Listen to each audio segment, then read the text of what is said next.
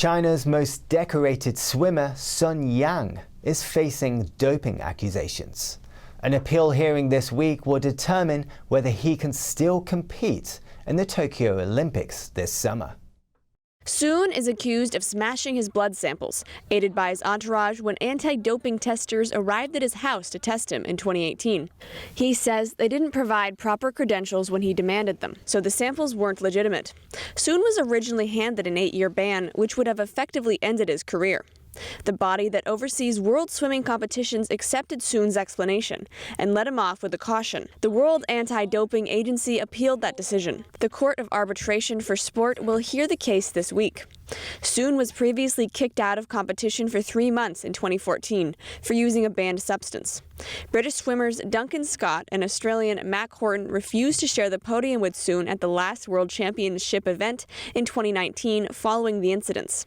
Horton accused Sun of being a drug cheat at the 2016 Olympics, sparking outrage by Sun fans and the Chinese Swimming Association. Sun has been accused of misconduct at swimming events. Sun's feud with Horton started when Horton accused him of splashing water in his face during practice, and Brazilian coaches accused Sun of assaulting one of their female swimmers on the sidelines of a World Championship event. Sun is one of China's most popular athletes. He's a 3-time Olympic gold medalist and the first Chinese male swimmer to ever win gold at the Olympics. He's also the only male swimmer ever to earn world championship and Olympic gold medals at every freestyle distance between 200 and 1,500 meters. Over in the United States, the Secretary of Health is calling for further investigation into the origins of the CCP virus. This comes as U.S. officials examine reports that the virus may have leaked from a Chinese virology lab. Secretary Javier Becerra on Tuesday urged the World Health Organization to further investigate the origins of the coronavirus, or CCP virus. Phase 2 of the COVID origin study must be launched with terms of reference that are transparent, science-based, and give international experts the independence to fully assess the source of the virus and the early days of the outbreak. The Wall Street Journal on Sunday quoted a previously undisclosed U.S. intelligence report. It says that 3 researchers from China's Wuhan Institute of Virology became sick enough in November 2019 that they sought hospital care. This report started a new round of heated discussion on the origins of the CCP virus. White House Press Secretary Jen Psaki says they don't have enough data or information to reach a conclusion. We need that data. We need that information from the Chinese government. We don't have enough data and information to drum to a conclusion at this point. Psaki said the U.S. would play a supporting role, and they expect the WHO to oversee the investigation. She said a transparent probe would require China finally stepping up and allowing access needed to determine the origins. China's foreign ministry spokesman denied the journal's report that said 3 staff members from the Wuhan Institute of Virology had fallen ill. He also blamed the U.S. for not ruling out the possibility that the virus could have come from the lab in Wuhan. The pandemic has killed more than 3.4 million people worldwide. Last week, Republicans on the House Intelligence Committee said there is significant circumstantial evidence that the outbreak started from a leak at the Wuhan Institute of Virology. They urged the federal government to put more pressure on China to allow for a full, credible investigation.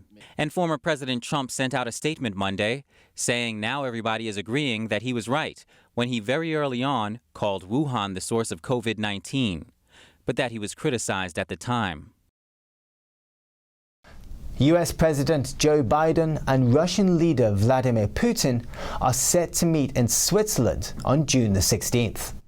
It will be the first meeting between the two since Biden became president. Biden and Putin have known each other for years, but relations have been tense since Biden took office in January.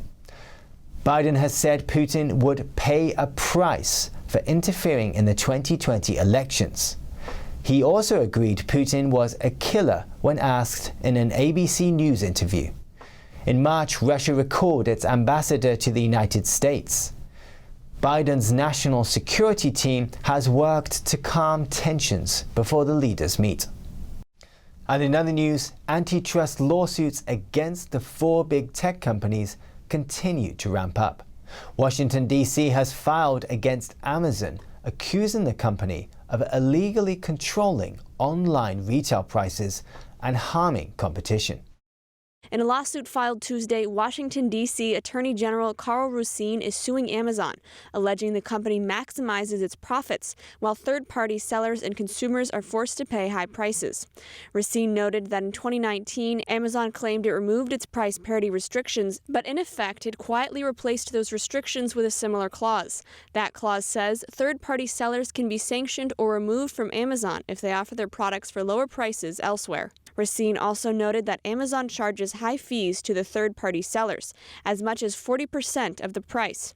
Racine wrote on Twitter, "We need a fair online marketplace that expands options available to district residents and promotes competition, innovation, and choice."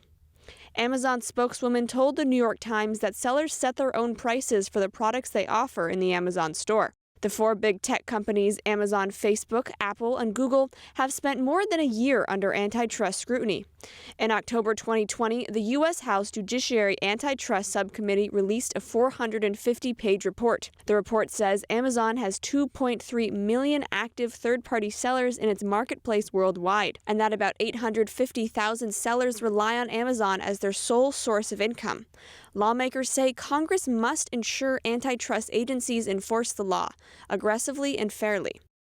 In the Nevada desert, Virgin Hyperloop is testing a new mode of transport.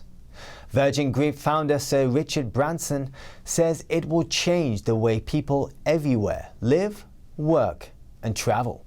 NTD's Andrew Thomas shows us the future.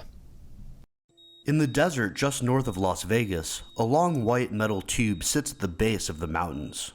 This is the base of operations for Virgin Hyperloop. It's a new form of transportation, using magnetic levitation. The company hopes it will change the way people travel. In November, Virgin successfully completed its first manned passenger ride with the company's CEO Josh Geigel and Director of Passenger Experience Sarah Lucian. This is a new type of transportation system. So this pod was really the embodiment of how do we take something that is an idea and make it into something that's a reality for us to sit in, but also something that's inviting. Although a tight space, the pod is designed to feel bigger by using off-white materials and a back mirror. In the future, Virgin Hyperloop could expand to an array of functions, from fast travel to transportation of commercial goods.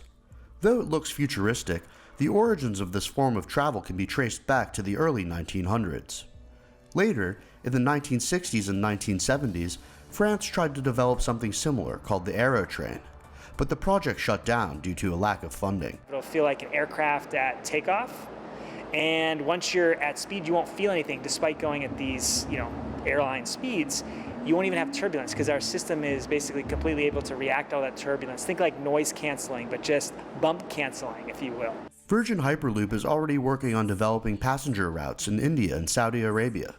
Andrew Thomas, NTD News.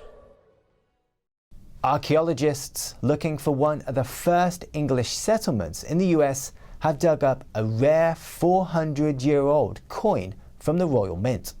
The archaeologists were looking for St. Mary's Fort in Maryland, one of the earliest English settlements in the New World. That's when they discovered the coin. It features a portrait of King Charles I. St. Mary's City Museum says the coin was created by the Royal Mint in the Tower of London in 1634. The museum director thinks one of the original English settlers brought it to Maryland and then lost it. Archaeologists found the coin in November. And in other news, stunning new footage shows May 2021's supermoon lighting an ancient Greek ruin. NTD Sapphire Quarter tells us what else we can hope to see and how a supermoon becomes a blood moon. May's flower moon appeared larger than life over the ruins of ancient Corinth in central Greece late on Tuesday, casting its glow over the ancient castle and the temple of Apollo before it reaches its full peak on Wednesday. It will be the closest full moon to the Earth of the year, making it appear bigger and giving it the title of supermoon. Moons were often named by Native American tribes based on events in nature, according to the Old Farmer's Almanac. The flower moon is named after the flowers that bloom across North America in May and has been attributed to the Algonquin tribes of North America. In some areas of the world, the supermoon will coincide with a lunar eclipse on Wednesday, turning the moon a dusty red and giving it another name, the blood moon, according to NASA. It has been close to 6 years that a supermoon will collide with a total lunar eclipse. Sapphire Quarter, NTD News. That's the news for today, and thanks for tuning in. I'm Stuart Lees.